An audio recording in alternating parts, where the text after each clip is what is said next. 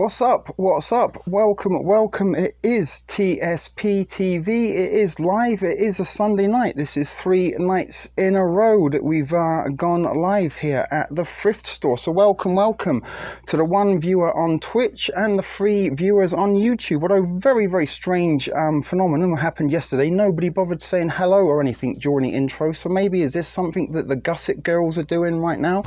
No more do they show up at the end of the stream when I'm about to sign off. That's usually their MO. You're about to, whenever I say we're about to wrap things up here, we usually get an influx of viewers that sometimes I suspect have been watching on the side, waiting for the moment to make their grand entrance. And as some of you do know, occasionally when that happens, we do tend to prolong proceedings, but I'm guessing maybe that nobody's bothering saying hello in the intros now. I'm like, I'm going to wait. I don't want to lose any possible attention from T. But anyway, welcome to those of you who are watching. If somebody does want to give me a hello or a comment in the chat, that would be great, just to sort of let me know that someone is alive and paying attention. But we did have a little bit of fun. Hey ATN, thank you.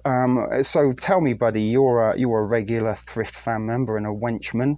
That's what we're going to start calling the wench wrenches from now. We're going to change them to wenchmen. It kind of has a nicer ring to it, don't you think? But you know all about the Gusset girls, my friend, and how they like to... Oh, I nearly lost my mic there. Can you hear me okay, buddy? Give me a sound check. Test 1 2 3 1 2 3 in the place to be, rocking with me on a Sunday. I'm your favorite prepper. I'm TSP, and that was some very terrible rapping now there. But as I was saying, guys, the Gusset girls do like to sort of make a little bit of an entrance in some at times, and I was just wondering if maybe this is a new little thing that they got going on with their little WhatsApp crew. Let's like wait until the intro. He usually puts the intro on so everyone can say his hellos, but if we wait till after the intro, then he'll have to say hello to us again.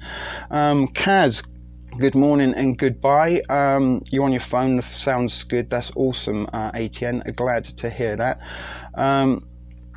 Glad to hear you're okay, Kaz. I'm heading you're getting yourself up and off to work. So Monday morning blues for you over there in good old Blighty, my native home.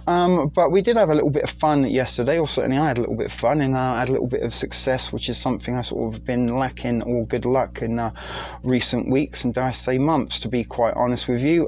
But small victories sometimes when you are down in the dumps go an awful lot with long way to kind of lifting the spirits, in a little bit like a sports team perhaps that hasn't had a win for sort of 10 or so games, and they're in a losing streak, and everything they sort of try to do tactically wise or it doesn't seem to work out for them, and out of the blue they kind of get a plucky little scrappy result on the road perhaps, and that might sort of launch them to bigger and better things. But that's what kind of yesterday was for me a little bit. We had a good pretty good stream in after trial and error. My little sorry, I'm having difficulties with my mic. There we go. That might work a little bit better. I usually wear a shirt and I sort of tuck it into the buttonhole. That keeps it in place quite nicely, actually. But I'm in my t-shirts today. I am actually in my PJs. I'm not going to show you, but it's Sunday. It's one of those grotty, miserable, grey, fucking welcome to winter. Do you want to cut your wrist now and save yourself the heartache and pain of trying to enjoy yet another weekend through, another winter here in Canada. And I just noticed we've already lost a couple of viewers, but that's because Kaz is left us now.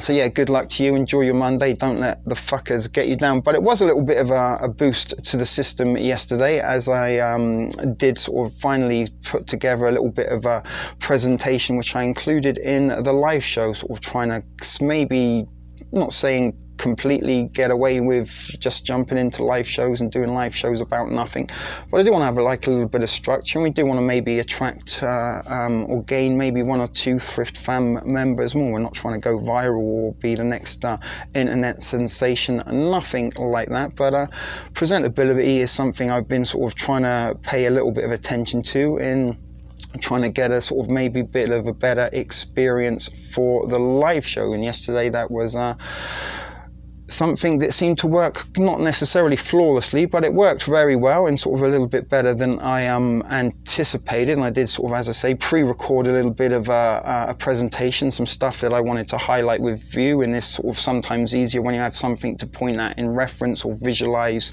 rather than just hear me sort of talking and having to sort of visualize what I'm saying. So sometimes, you know, a little bit of that kind of helps. You don't want to just look at my ugly old face and my hands flapping around for endless hours on an end. So we do got a little presentation that I will be starting very, very shortly. We might just give it a couple of minutes more before we do that, just to make sure, or just to see if anybody else does show up. But if or not they do, we will wait and see. So ATN, what are you up to? How's your weekend been? And hello to those. Hang on, let me do something a little bit while I'm here. So we are actually, once again, and that was another little bit of a success yesterday, so we are currently on YouTube streaming live. There you go, there's the little YouTube thing right there. Awesome, look at that one. And now if I just come across over here, we're also streaming simultaneously on Twitch, where we've got one viewer. And yesterday, I think at one point we had 3 guys watching on Twitch and about 13 people watching in YouTube. So that was a bit of a boost, because I only started my Twitch account on Friday, and I haven't really done anything with it other than sort of set up the header in my profile picture. Oh my god, I've lost the microphone. Hold on, let me see if I can try and figure something out better there.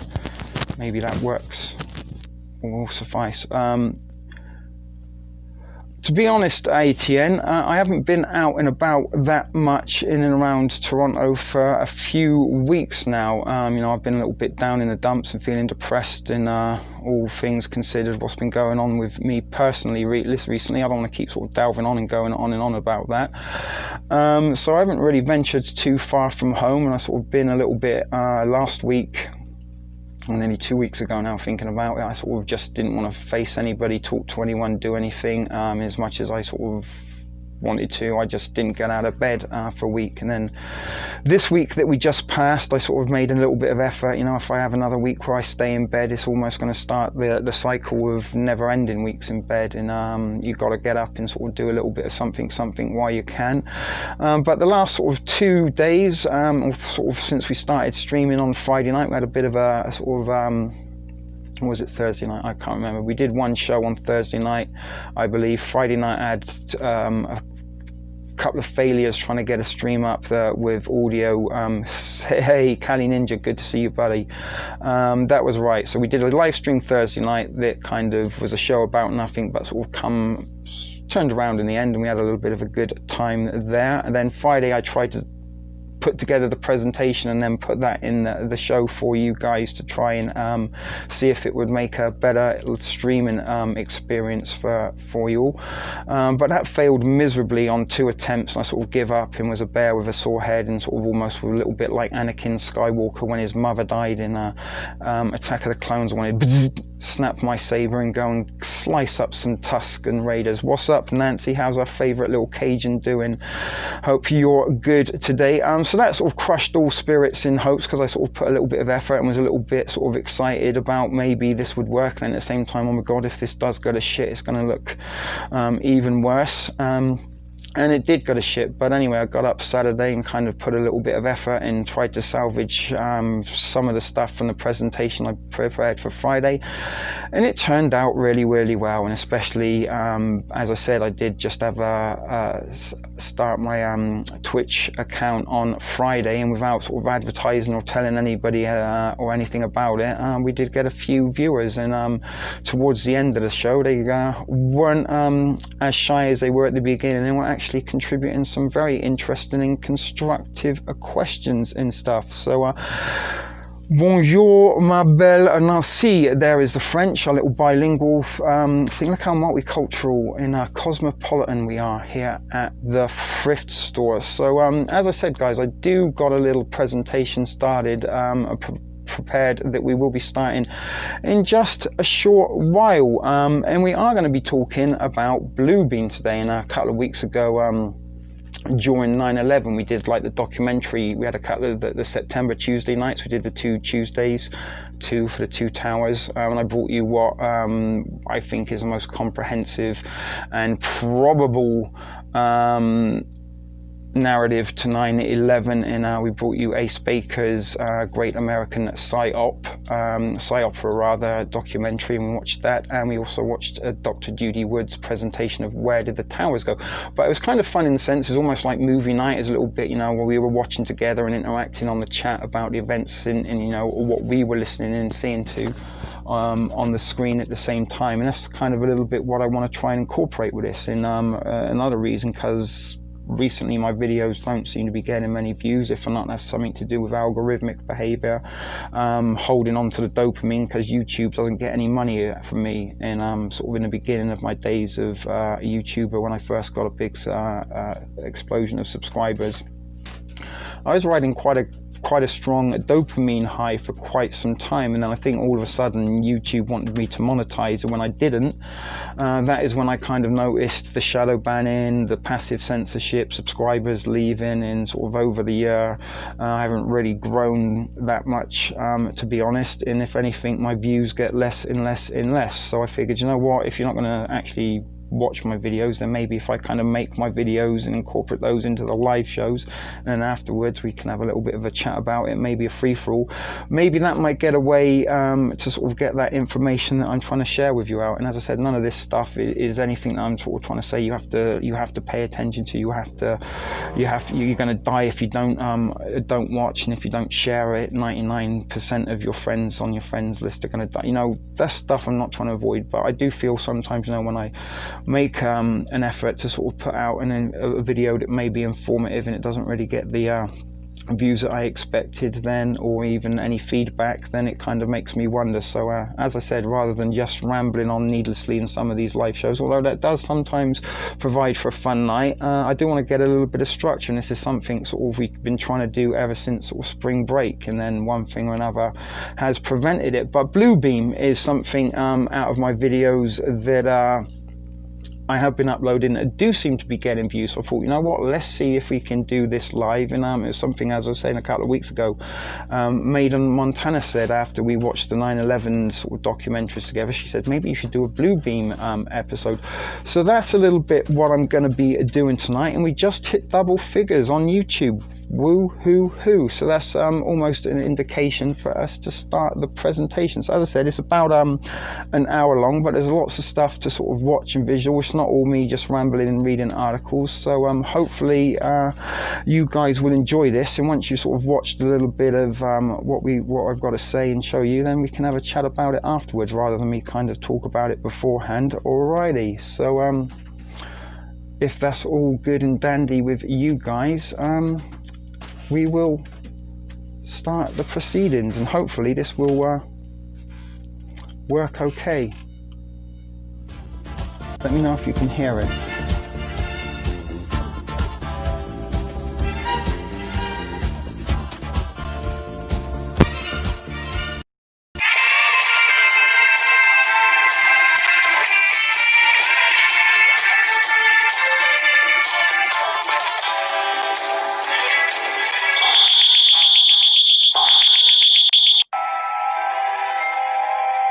No one would have believed in the early years of the 21st century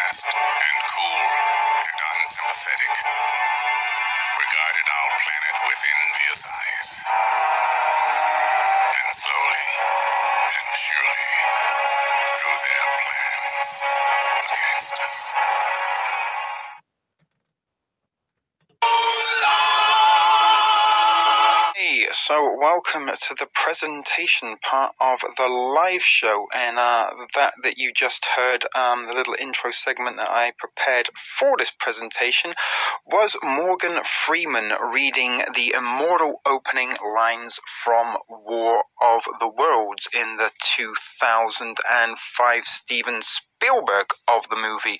And War of the Worlds, since its first published in 1893 in a novelization or serialization form in Cosmopolitan magazine before it was novelized, has spawned many adaptations and versions, comic books, TV shows, movies, and most famously the 1938 Orson Welles radio broadcast of War of the Worlds that was put out on Halloween, I believe, or the night before Halloween. It was some part of a Halloween celebration and special presentation in which he read the works of War of the Worlds, but he said it in present day time, and they presented the show as a real live news article, as though it was happening in real time, and they had reporters around the United States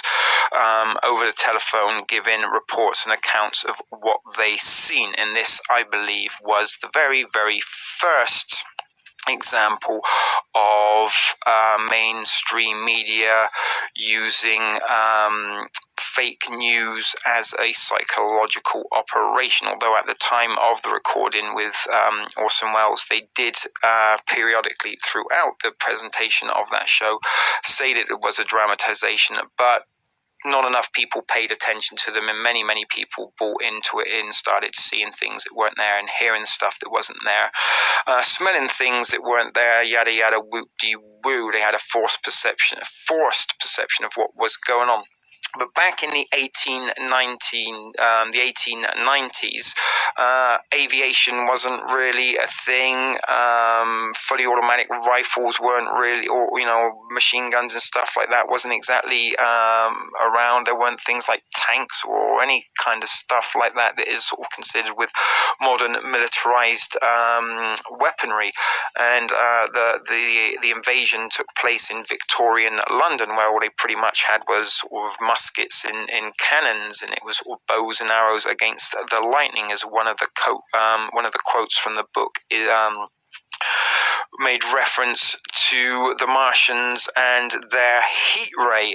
So, as I said, we're not going to go all out fiction decoded on War of the Worlds, but War of the Worlds, along with The Watchmen, is one of those pieces of fiction and literature that has a very important part in understanding how shadow governments and the elites, and in particular media controlled by the elites, can manipulate the minds of the masses and can perpetuate false flag events and play them out in real time. And as I said, 1938, on the eve of the war, or in the early stages of World War II, they added to the fear. People were already a little bit scared in the uncertainty of what's going on, and then they decided to put out this version of War of the Worlds. It caused all sorts of panic and chaos around the nation. And the reason I'm mentioning all of this in War of the Worlds is it is kind of the first ever seed that was planted in humanity with regards to an this world extraterrestrial invasion in superior technology and minds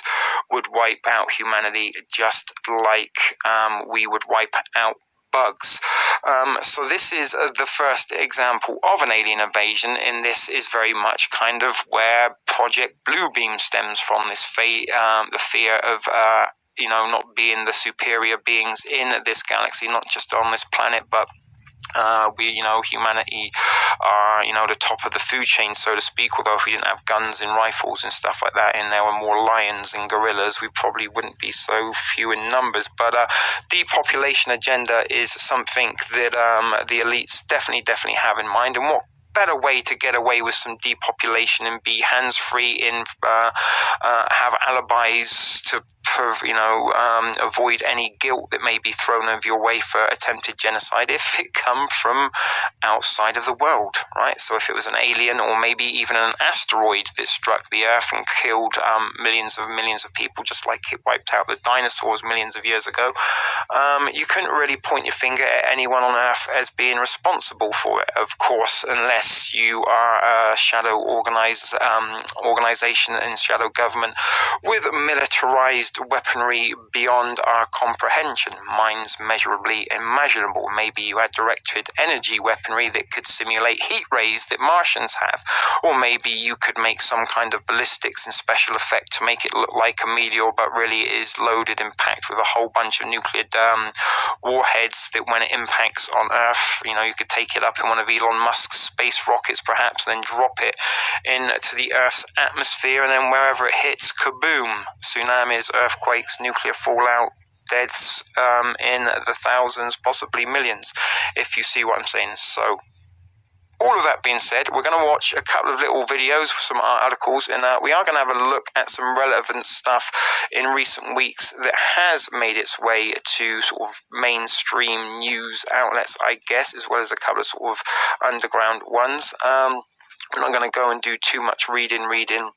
so that might send you to sleep, or maybe that's a good thing. Maybe you've got insomnia and you just want to get a few hours. You can put this on and listen to me read articles from the internet about relevant UFO sightings. But the seeds were planted back in the 1890s in humanity about UFOs and alien invasions. And over the last few months, within the confines of the pandemic months, UFO sightings have been on the rise, as well as the fact that there always seems to be an asteroid story each and every month. Is this the seeds that they're now implanting into modern day society so that we will subliminally retain these information, so when they carry out Project Bluebeam in the not so distant future, we will be only too willing to accept it as reality, if you're following along with me. But anyway, guys, I have got 4 previous videos to this in my Bluebeam series, but this is the first time we tried to tackle it live, so it's going to be interesting to see what you guys are saying in the comments, although I don't know what you're saying at the time of recording because this is pre-recorded. But anyway, let's move on with the presentation before I do lose all interest in you go and find something else to watch or do, or maybe just go and scratch your balls and watch some paint dry as a much better pastime and entertaining way to spend your Sunday evening than listening to me talk about War of the Worlds.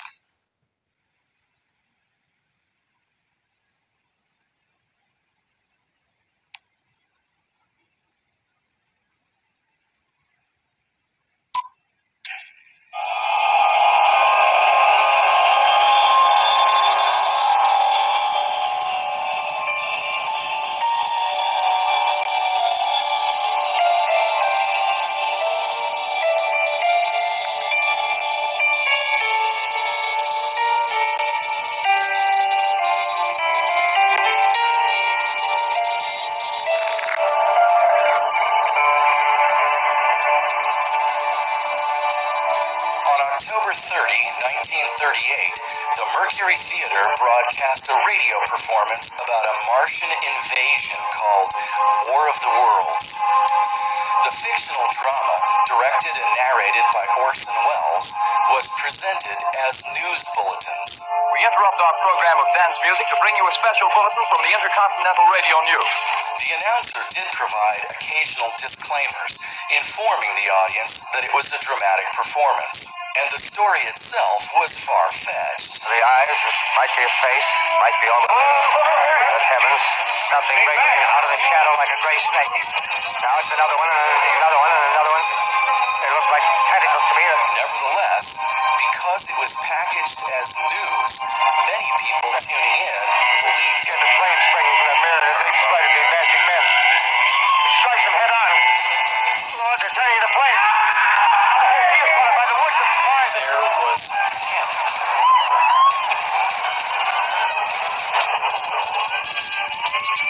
Interestingly, many people formed false memories. Some claimed to have seen things, felt things, or smelled things that weren't really there at all.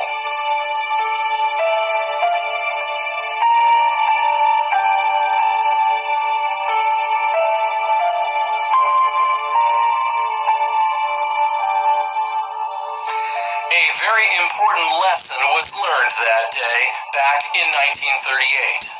Mass media wield the power of mind control. When sufficiently traumatized, masses of people will believe the impossible. Human emotional hot buttons are well known to all story writers. To accomplish genuine mind control, what remains is to take a fantastic fictional story and present it as present tense fact. That is, news. And while the mind control powers of radio news are strong, television news is awesome. The writers of 9/11 borrowed heavily from the War of the Worlds script and threw in a few new surprises. And at 8:50 p.m., a huge flaming object. Of sparks and fire. Returning to flame. It's almost like a mushroom cloud explosion. Reports observing a total of 3 explosions on the planet Mars. It's just a huge explosion. Now it's both spreading faster in Times Square. People are trying to run away from it, but it's no use. And we set up headquarters at 75 Boston Street, where he has established an emergency observation post. And we were operating out of there when we were told that the World Trade Center was going to collapse. Everything wiped out. Disintegration of one of those twin Trade Center towers. You believe it's hundreds or thousands? At least 40 people, including 6 state troopers, lie dead. The plane is 50 miles out. 800 yards. The plane is 30 miles out. 600. The plane is 10 miles out. 400. The order's still standing. Only one thing left. Jump on the plane alone. Smoke comes out. Black smoke drifting over the city. Looks almost like a real war. This is an actual war. They were acts of war. Then what? I turned my head out the window and could have sworn I was dreaming. It seemed like it wasn't even real. It's my guess that in some way they are able to generate an intense heat in a chamber practically absolute non-conductivity. Began to melt the skin. Citizens of the nation, I shall not try to conceal the gravity of the situation that confronts the country.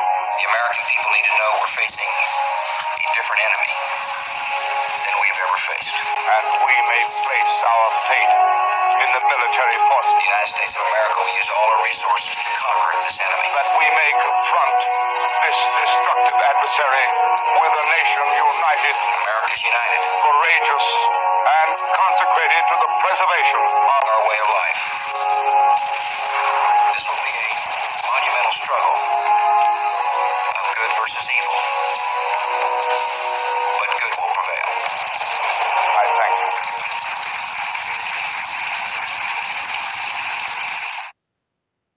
Okie dokie, guys. So now you've got a little bit of an understanding of War of the Worlds, the implantation of the seedings of alien invasions, and you've got a little bit of an understanding of psychological operations and just a little bit of evidence how they used War of the Worlds narrative on that fateful false flag day in September 2001, on that Tuesday morning we all remember so vividly and so well, although many people have many different accounts of what happened. And this is a little bit now again what I'm kind of getting at with the seedings and the implantations of the thoughts towards UFOs and asteroid strikes. There's been so many reportings over the summer of 2020 of UFO sightings and asteroid accounts in near-Earth objects coming by and things like this. And you can see here in the last day alone, there's one. Reports of rising UFOs are greatly exaggerated. NASA UFO sightings, mysterious objects above Earth, and that was a day ago, and that happens nearly every other month, it seems, that NASA or SpaceX spots a unidentified flying object on their webcam or their stream satellite camera or something. Have you seen UFOs over New York? There's an example there. We're not going to look at all of these articles. 9th of September, UFO shoots out of a cloud over the UK.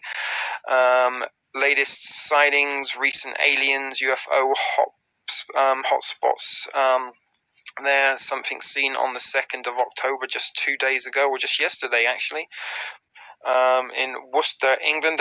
Does seem to be a lot of them happening over England.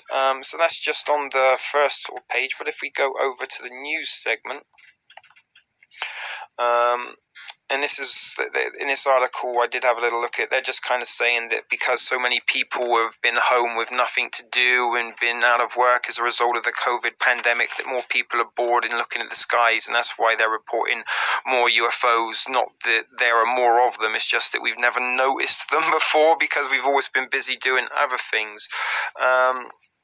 There we are. The NASA again spotted an object above the ISS feed, and the ISS is International Space Station. For those of you who don't know, I'm trying to keep this phone as close to my mouth as I can, so we can get the best possible audio for you guys. As I do keep expressing, we have a lot of issues with audios, and in particular my uploads, which is kind of why I'm trying this live now, because we don't seem to have the audio issues with the live shows, and also seem to get more people watching live shows than the regular uploads. But anyway, back to the UFOs. Have you seen a UFO over New York? Now, this is one we are going to look at because this is very, very interesting. Look, it comes from Patch, and it's 4 days ago. And you can see there, and I used that picture that we're looking at. Can you see there? As one of the thumbnails for this presentation tonight, and purposely so because it's got UFOs and blue beams, right? And is this the implantation of the seedings? Now, you do have to pay attention to this article, although it's not going to be anything you need to depend your life on, but this is a little bit of narrative. So we just saw one that said that the rise wasn't on the increase with UFO sightings. It just said that it's more people are out of work and reporting them than before. But here's one that is saying that they're on the rise from Patch. UFO sightings shoot up in PA, and that's Pennsylvania. Here's what they saw. And there have already been many more reports of UFOs than there were in 2019. And there is our UFO picture there with the Bluebeam UFO aliens on a black backdrop, and then some thunder and lightning over a city. Now, I think these pictures are very much photoshopped, and these aren't actually the pictures that were reported to be seen over Pennsylvania. It was the picture that drew my attention to this, but it is a very, very dramatic picture. That's why I did choose to use it as my thumbnail. But here we go. Pennsylvania, a global pandemic, social unrest, and looming historic and controversial election may have general public looking with increasing credibility at sights in the night sky. Or 2020 thus far is just the tip of the iceberg. Sky gazers have reported a huge increase of unidentified flying objects seen in the state thus far this year, and that's the state of Pennsylvania. Already 209 unexplained flying crafts or lights seen in the state have been logged with the National UFO Reporting Center. In almost all of 2019, only 63 were seen. 6 and 3, 3, 6. Anyway. Sightings include bright lights, strange sounds, and oddly shaped objects. In some instances, the visitors in the night sky are cause for wonder, and yet more see signs of nefarious intent in the mystery. Sorry, I'm a bit squinted because the phone's close to me. But for some, the sightings seem to inspire a genuine curiosity about the origins of these objects. And for others, like myself, I believe that these are the implantations and the seedings and the subliminal thoughts that are going to help humanity accept it when it happens, because they've been seeding it and dropping it in every now and then. COVID, UFOs, COVID, UFOs, COVID, asteroid. See what I'm saying? And if you paid a little bit of attention to the memological warfare live we did on Saturday night, we kind of did a little bit of a demonstration and give an example from fiction in there, how mainstream narrative and social media narrative will control the mind and force people to do things that they wouldn't necessarily normally do, or maybe believe things that they wouldn't have otherwise have believed. And this is what they're trying to do: implant the knowledge of aliens and sort of declassification education and stuff like that, so it's not going to be as radical. Oh, well, we told you so, there have been aliens and UFOs for months. Look at last year, there was UFO sightings every month, and here they are, 2022, and they're arriving in their masses. But anyway, they want to find out where they are explained. Something in Plain Grove, Pennsylvania. Somebody had a transformative experience. The witness, who was out to see a meteor shower, described a ball with red, green, and white flashing lights that looked like it was moving irregularly with truly unbelievable speed. And is this a little bit of the world's radio broadcast narrative going on? There's no pictures and no footage. The witness was out to see a meteor shower and he wasn't out with his camera. What person doesn't have a camera in this day and age, right? But we were both very skeptical of any kinds of alien or supernatural entities, to say the least. However, this experience has changed our minds considerably, the witness reports. I have dealt with the technology all my life, and I've always had an interest in the viewing of celestial events. I can honestly say I have never seen anything like this. And you can review sites of the... Actually, you know what? We are going to click on this because you need to see this, guys. This is a report of every single UFO reporting over the last year. All right, get ready, sit comfortable. Okay, we're just going to keep going. And we're going to keep going. So these are all the UFO sightings this year, guys. And it keeps going.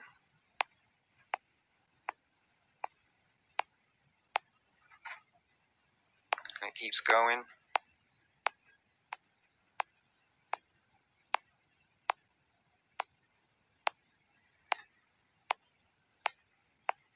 And it keeps going.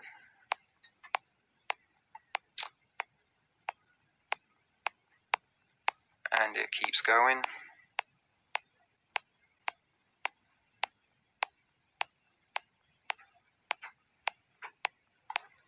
And it keeps going.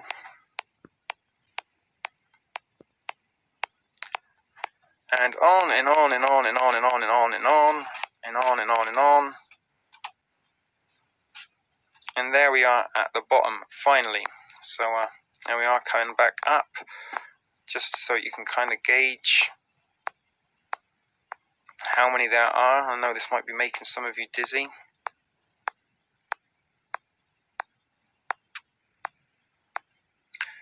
So trying to do it fast. I'm trying to speed up. We're not even a quarter of a way up yet, guys. Alright, we're nearly half the way. So, you seeing this? Every single one of those blue numbers is a single case of UFO sightings this year, supposedly in the county of Pennsylvania alone. So, are we nearly halfway? Okay, we're over the halfway mark. So there you go. That's what I wanted to show you. We weren't going to read every single one of them, but you get the gist, guys. There's a shitload of them. UFO hunting has been a popular pursuit in the United States since the mid-20th century, when Kenneth Arnold, a businessman, piloting a small plane filled with the first he filed the first well-known report in 1947 of a UFO over Mount Rainier in Washington. Arnold claimed he saw a 9 high-speed crescent-shaped object zooming along at several thousand miles an hour like saucers skimming on water. Although the object claimed seen weren't saucer-shaped at all, this analogy led to the popularization of the term flying saucers, and since then Americans have been more or less obsessed with the idea that alien life is among us, and how many movies and TV shows have been about aliens. Alf, E.T., Flight of the Navigator, Alien, Sigourney Weaver, Mars Attacks, Independence Day, just to name a few. But it goes on a little bit more here, and on and on. It doesn't really say anything about any of the sightings in Pentagon. It just is a little bit of kind of UFO history. But this is where it's interesting, and why we need to pay attention to that particular article for a second. It will get interesting in a moment. But Japan has protocol now in place for their Air Force in what they need to do when they engage with unidentified flying objects. There's another UFO sighting spotted in Japan. We've got some blue lights going on there. UFO sightings claim 5 glowing orbs spotted over Japan. Aliens are observing. And here are some of the skies. Look at that, we get a video to watch. Maybe. Will we? Will we?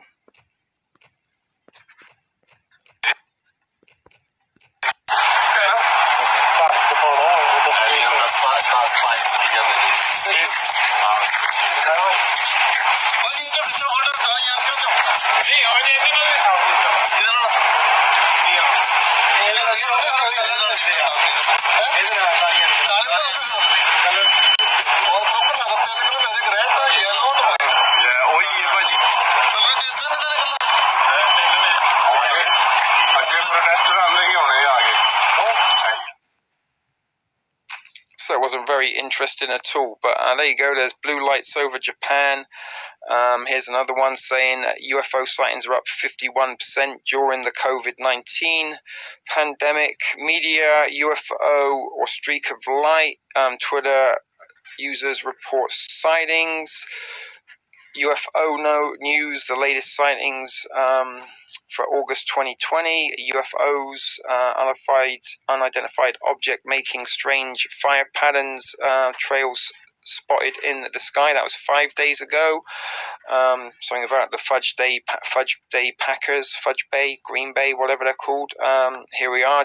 Japanese military is now officially tracking UFOs.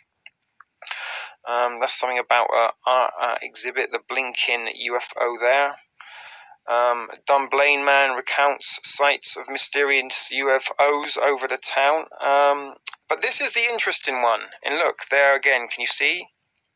Here, we've got another UFO symbol with the Bluebeam going on. And guess what? It's from Patch, and it says, UFO sightings, what Coloradians have witnessed in 2020.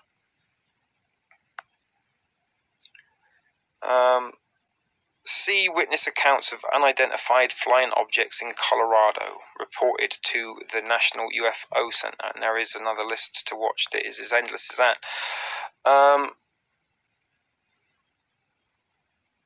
But this here is almost exactly word for word what we just saw in the previous one. And it is like almost a reworking of that article that we just saw 4 days ago. This one was 9 days ago. And it's another story. My brother's girlfriends went to let the dogs up. She looked up and thought it was odd that there was such a bright star in the daylight. My brother got his telescope and shouted. None of them bothered to get their phone or share the pictures or the video. In this instant, they just did. They just talked about it. And it goes on, but it's kind of very, very similar when you get to the bottom, that they start talking about the same stuff. You hear it is, you know, the UFO hunting being a pastime, and they talk about Kenneth Arnold with his plane over Mount Rainier again. So did or not, you know, is this like the memeologicals? They got like a database of like sort of misinformation, false news articles that they can just like put the template there and then just add a little bit at the top to kind of make it a little bit different or relevant, but it's the same thing. A couple of people saw some strange lights, didn't record it, didn't take any pictures, just decided to report it here to these people at Patch, and then they pretty much rehashed the same article there. But as I said, guys, we can go on and on and on and on with all these UFO sites and sightings that we've been seen over the year, but this was the one that was of interest. It took place a little while ago in Jersey, and you may or may not have remembered this. There was a lot of reports that people had started to see what they believed a UFO. Right, sorry about that. I had a little bit of a glitch. Had to stop and shut down the app and open it again. Sorry, guys. Hopefully the edits will remove all that frustrations out for you. But it was a little bit of a pain in the ass there for a few minutes. Anyway, a couple of weeks back, New Jersey, hundreds of thousands of people say hundreds of thousands, but hundreds, maybe 1,000 or so people in New Jersey. They kind of brought the traffic to a standstill on the turnpike or the freeway there. People got out of their cars, started recording and taking pictures of what they believed was a UFO. And we've got some footage. We are going to be looking at some clips in UFO sightings from the last few weeks or last couple of months that I've sort of saved and put together for you, a little montage of some examples of more UFO sightings over making their way to social and mainstream media. But this big news thing, and I think it took place on September the 12th, if I can remember. And it was a very, very big news report on that day. Everybody was talking about the aliens and the UFOs over New Jersey. And then the next day they released statements saying it was just the Goodyear blimp, as you've probably seen there. In TikTok, again, TikTok has been amidst all of these shenanigans amongst the pandemic. If you remember those dancing challenges, that the health workers, it was so overwhelmed, couldn't get enough masks, couldn't contend with all the COVID-19 patients, that they had to pretty much send all the other patients, anybody that was sick or suffering any other illnesses, all of them had to go home. They couldn't deal or cope with treating any other illnesses or health issues other than COVID-19, but they still had the time to choreograph dance routines to popular dance tracks. But anyway, TikTok user Baby Genie shared a video of what appeared to be a flying saucer in the distance and captioned the video, "Who else saw a UFO today in Jersey on the 21st? Sorry, it wasn't the 12th, it was the 21st. So it's 10 days after 9/11. But people were dead stopped on the highway recording. The TikTok video has more than 500,000 likes. And what's going on now? Where's all the article gone? Well, that's very peculiar. The article has disappeared completely. But anyway, guys, that was Newsweek. Is it going to glitch on me again? It is. Fucking Newsweek. I don't know what it is about this article that it doesn't want me to see or share with you, but the first time it wouldn't let me play the video and the phone kind of froze and had to be restarted. And now again, I've been trying to sort of show you the article and it's like removed half of it and now is frozen again. So I'm going to sign off here and we're going to have a little look at something else before we do check out our clips of some UFO sightings.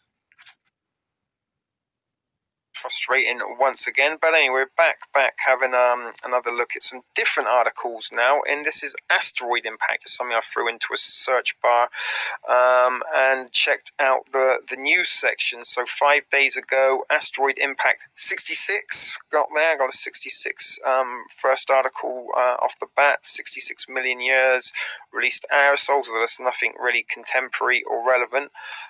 Asteroid tracker, Earth's gravity to impact 33-foot space rocks path throughout space. That's from the Daily Express, and that's an article from NASA. So we've got a 66 and a 33 in the first two articles that we've seen then there. And this is the interesting one.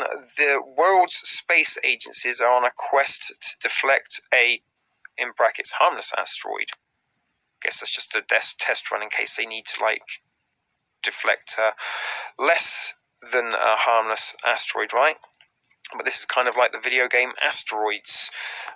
We used to play as a kid back in the 80s. Atari was pre-programming us for these kind of events and subliminally planting us the idea in our minds that maybe the Earth will have some kind of defense towards asteroids, and maybe you might be able to spin it around and shoot lasers and knock them out of the sky and get the high score in the process of doing it. But anyway, the World Space Agencies are on a quest to deflect a harmless asteroid, 27th of September 2020. People have a bottomless appetite for all things space these days, and that's because space and all things space is being not exactly force-fed down our throats, a little bit like the COVID-19 narrative, but they are force-feeding a lot of space-related articles and news, UFOs, meteors, asteroids, yada yada, whoop-de-woo, ray-tay-tay. And this is the seed planting, guys. This is what we're talking about, with programmatic information in subliminal psychological thought trains for psyops, that if you put in and plant enough ideas before it happens, then it's all the more believable when it does. If or not, it is a real thing. But they have a bottomless pit for space, and some space news is truly mind-blowing. Like there's a black hole that we saw last year. It was circulating on social media and mainstream news articles. However, while a supermoon isn't too much more breathtaking than an actual run-of-the-mill full moon, those harmless near misses actually do hint at something more significant. As our planet plows through space, its orbit inadvertently crosses the orbits of other inhabitants of the solar system. Among this group are asteroids of all sizes. Most of these are so small they'd be vaporized by the atmosphere, but others are big enough to impact the surface and do serious damage. Infamously, an asteroid the size of a city crashed into Mexico's peninsula 66 million years ago. The blast was enormous. It sent mega tsunamis racing through the ocean and dug a roughly 93. If you turn 93 upside down, you can get 3 sixes. And 3 goes into 9 3 times, 3, 3. There's a lot of symbology there going on, I'm sure, on numerology, maybe on just clutching its swords, but 66, 33s, 93s.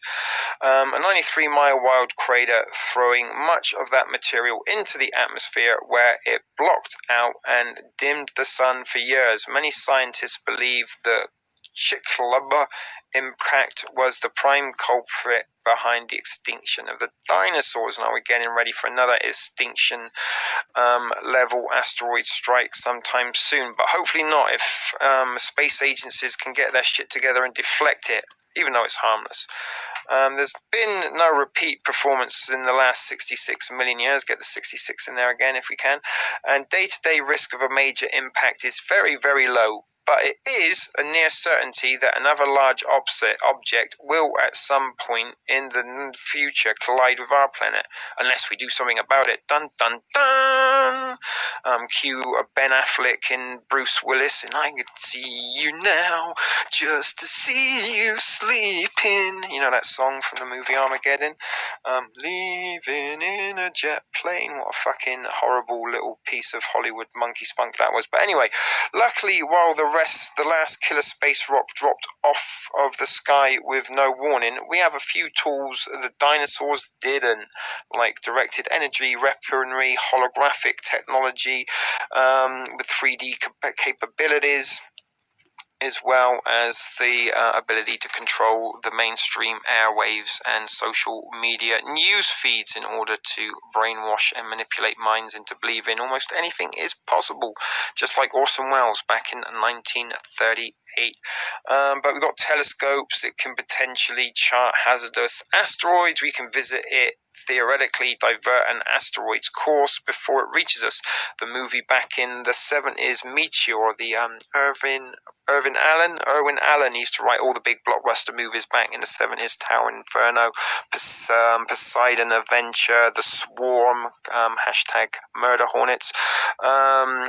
But he also wrote Meteor, starring Sean Connery as the leading expert on the globe about asteroids and trajectory. And this is what they did. They got together with the Russians, the United States, and the Russians had to work hand in glove again, unifying the singular global threat. Would humanity would put aside their differences in order to kind of come together in order to save and prosper, so they can save humanity, so that it could prosper for future generations, and thus they all lived in harmony once the day had been solved. But this is what we're talking about here, and this is exactly what they're saying in this article, that NASA and a lot of these other people, the ESA, the European Space Agency, and they got something called the ADA, the Asteroid Impact Deflection Assessment, and it's a joint mission, and they're gonna try and stabilize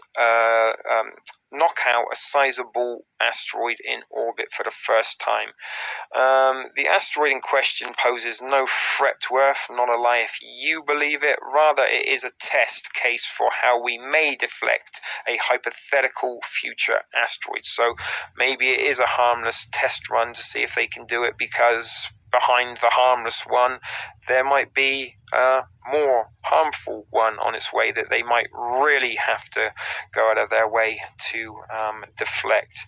But they go on to say how they've been, since 1998, they've launched a program to chart 90% of the asteroids, yada yada, whoopie woo, ray tay tay. But it keeps a record of NEO, near Earth objects that are larger than 140 meters, because these are believed to have an impact on the Earth if they were to strike the surface. To this date, we've charted 9,334 NEOs, larger than 140, including comets, but that number is only a little more than a third of the total estimated population of 25,000. And this is what they're going on a bit further then. How to avoid asteroidal Armageddon, and they quote the movie. I'm not actually quoting it, but they use Armageddon, and I just made the reference to Armageddon before we got here, and that was a movie where they did exactly that. But they sent a bunch of drillers up, right? They had to get and land on the asteroid and drill a hole and implant the nuke. The missiles couldn't get to it. Most well known of these is the nuclear option, where they detonate a nuclear explosive or multiple explosive near, on, or about the asteroid's surface. Luckily, we send robotic spacecraft. Again, we have Space Force these days, guys, and what's that thing? Boston Dynamics. They're making all sorts of robotic technology. Maybe they're going to throw a bunch of Boston robots into one of Elon Musk's spaceships and send it off to deflect the asteroids before they hit Earth.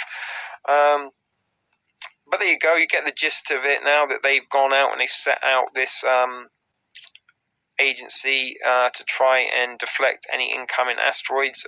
Next summer, NASA plans to launch the DART, the Double Asteroid Redirection Test spacecraft on a Falcon 9 rocket. DART will travel to the 780-meter asteroid Didymos, where in the fall of 2022 it will smack into Didymos's 160-meter moonlet Dimorphosos at well over 14,000 miles an hour. The collision will take place some 7 million miles from Earth, which is close enough for ground-based telescopes to record the expected transfer of momentum and subsequent several-minute change to Didymoon's orbital period.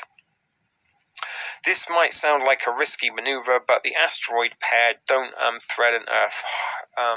Somebody with a name I can't read, assurance and safety manager, told the Digital Trend. Nobody has to panic, he says, and that would be exactly what you would say if you were trying to hide some panic, right? Don't panic, nothing to see here. But anyway, they will launch. He's going to the ESA rather, the European Space Agency, are going to launch its Hera spacecraft in 2024 to observe the aftermath of the impact in more detail and at close range. So the future of planetary defense. To be clear, this is only the beginning. Kinetic impactors are the simplest solution within our reach. In its 2007 report to Congress, NASA characterized them as the most mature approach for some deflection scenarios, especially for objects made up of a single small body. And notice how they said a single small body, didn't mention anything about like multiple larger bodies or anything like that, maybe spacecraft. And they go on to talk about other options here that if you want to kind of read, you can. But you've got the gist, you get the picture. They're going out to put together a very unified asteroid deflection response team that is going to go and shoot asteroids out of the sky before they get them. New evidence suggests it was a matter ejected from the Chicxulub that led to impact winter. And they're putting a lot of these articles about the meteor in the Mexico 66 million years ago as being a result of, you know, what wiped out the dinosaurs. So even that is a little bit of narrative in seed planting to kind of get people used to the idea that asteroids do cause extinction level events. NASA asteroids, 4 asteroids will zip past Earth to end September, which has already happened, I think. They come by a few days ago, nobody noticed them. No need to deflect them, and the DART system wasn't required at this time. And again, there's another one about asteroid didn't kill the dinosaurs by itself. The Earth helped. Newly discovered asteroid will pass close to Earth on Thursday, and that was 11 days ago. Asteroid spots pieces of another space rock 3 days ago, and this is a surprise asteroid that nobody knew about. And there's that pictures of it on the moon or something.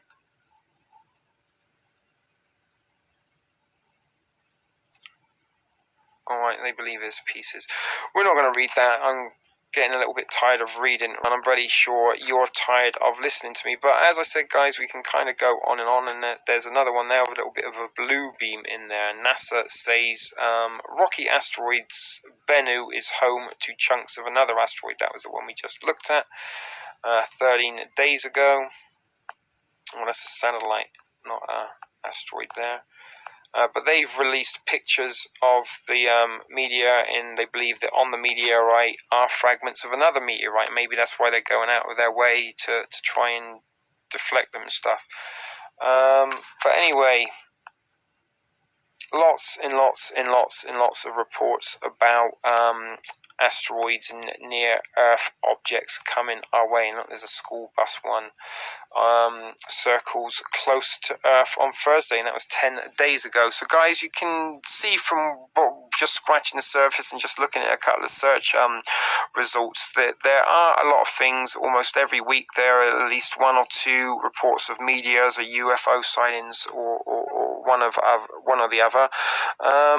And this is what I believe is the subliminal seeding and the implantation of the suggestive nature that this might be coming to happen in the not so distant future. So guys, you've been patient long enough, so let's come and look at a few UFO sightings before we finish this presentation and come back and can chat and hear your thoughts and opinions about what you've been seeing or hearing. Right, guys, I lied. There was one last article I did want to show you real quick here in relevance to what we're going to see in a second in some of the clips.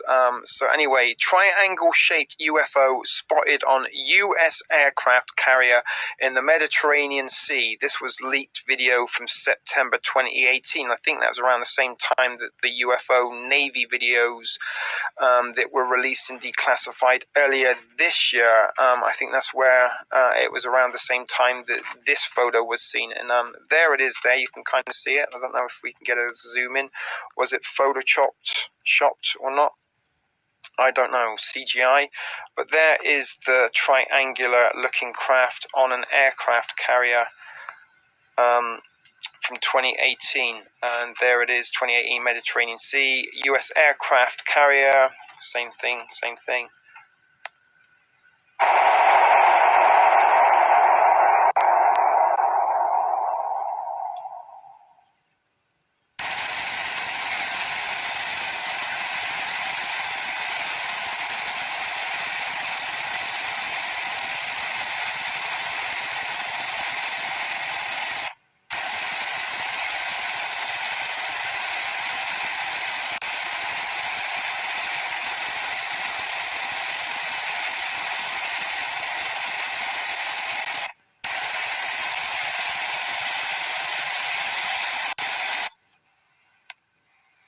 Right, we've got problems once again with the glitches and the internet in me trying to record this stuff. I don't know if this is because I'm a targeted individual and Google knows what I'm trying to do right now, and it's making hardships for me, or maybe I got just weather affecting the Wi-Fi. Who knows? But anyway, you've seen the triangular ship and on top of the aircraft carrier. There's, I think, it's an F-16 or an F-14 that was landing on the aircraft carrier.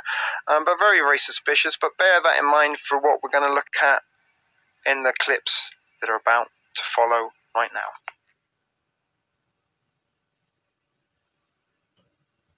Texas. What's that in the sky over Kansas? That's the strangest thing I've seen as far as aviation. 431, runway heading clear for Kansas. Every day at an airport restaurant in Amarillo, a motley crew of airplane buffs sits down and looks up. They are aviation junkies. They love it. And they see things you can't see anywhere else. Military aircraft cruise over Amarillo like sharks looking for bait fish. If you're flying east-west or north-south across the United States, you probably fly over Amarillo.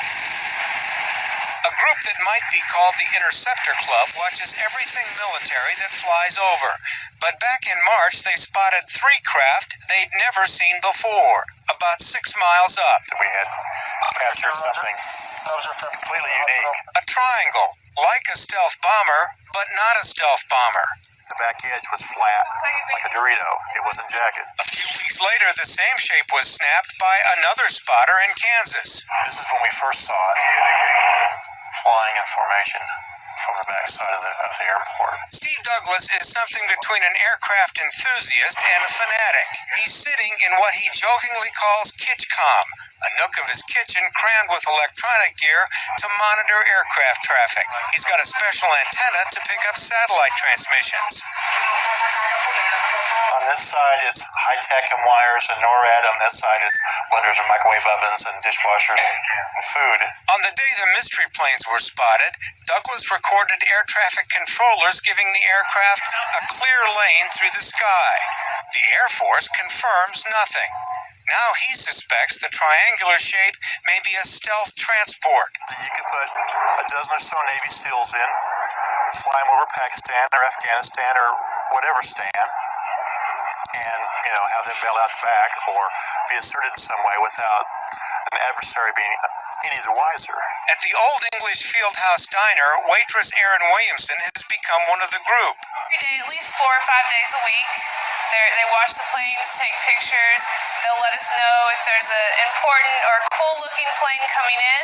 The patches on the wall show all the military pilots who've stopped for lunch, along with a movie star or 2. On this day, 6 Air Force trainers landed, a special ops plane from a nearby airbase buzzed, 3 Air Force tankers passed at 6 miles high. No Dorito, but eyes are peeled. They fucking branched off into 2, isn't it? Yeah. Oh my god! That's branched off into 2. That was 1, now it's 2. Fireworks don't do that, or flares.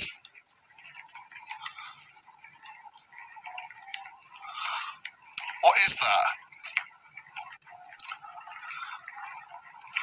They didn't do that. That was 1, wasn't it? If that joins up as a whole one again, I'm going to be freaked out.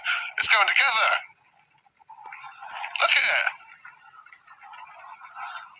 What the hell is it?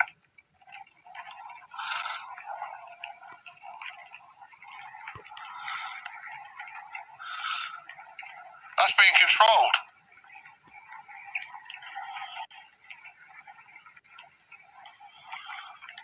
That is bizarre.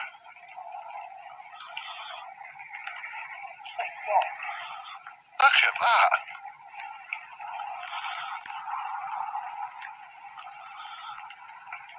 That was disappearing, look. See it? It's disappeared. I better come back though. Hey? That's fireworks. What is that? Yeah, but fireworks don't act like that. Do they? I feel like a lot of...